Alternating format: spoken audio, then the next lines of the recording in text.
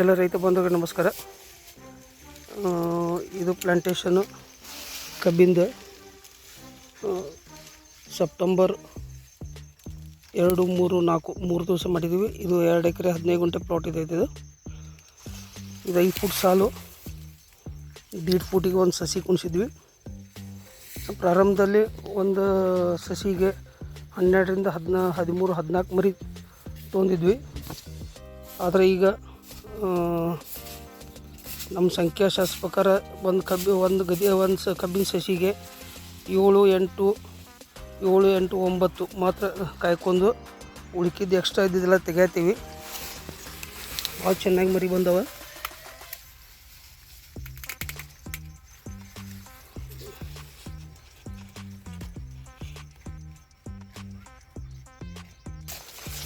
ಮೊದಲು ಕಬ್ಬು ಈ ಟೈಪಿಗೆಲ್ಲ ಒಣ ಕಳಿಗೆ ಒಣ ಇದನ್ನು ಹಾಗೂ ಸಣ್ಣ ಮರಿಗಳು ಅದಾವೆ. ಇದ್ರಾಗ ಯಾವ ಟೈಪ್ ತೆಗಿಯೋದಪ್ಪ ಅಂತಂದ್ರೆ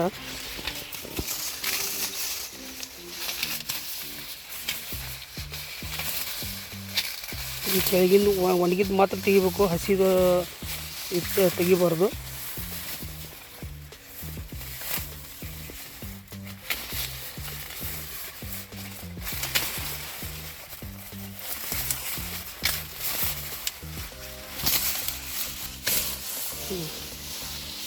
ಈ ಟೈಪ್ ಮರಿ ಏನಾಗ್ತವೆ,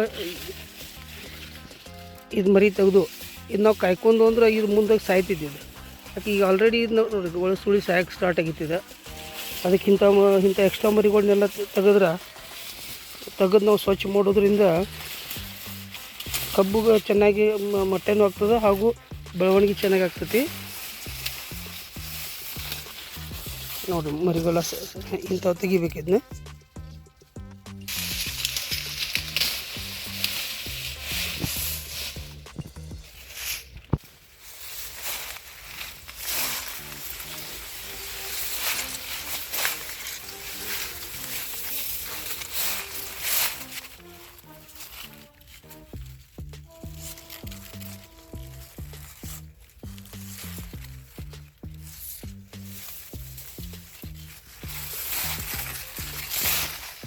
ಇದು 96-032 ಕಬ್ಬಿದು. ಈಗ ನಾವು ಕಳಿಗೆ ಇರಿದ ಅಂದ್ಕೂಲೆ ಇದು ನಿಮಗೆ ಸ್ವಲ್ಪ ಬೆಳಕು ಕಾಣ್ತೈತಿ.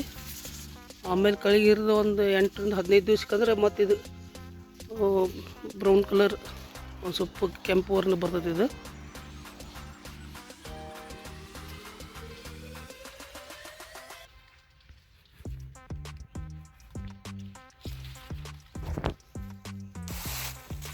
ಇದು ಇವತ್ತೆಲ್ಲ ಸ್ವಚ್ಛ ಮಾಡ್ಯಾರ. ಇದು 2 ದಿವಸ ಆಯಿತು.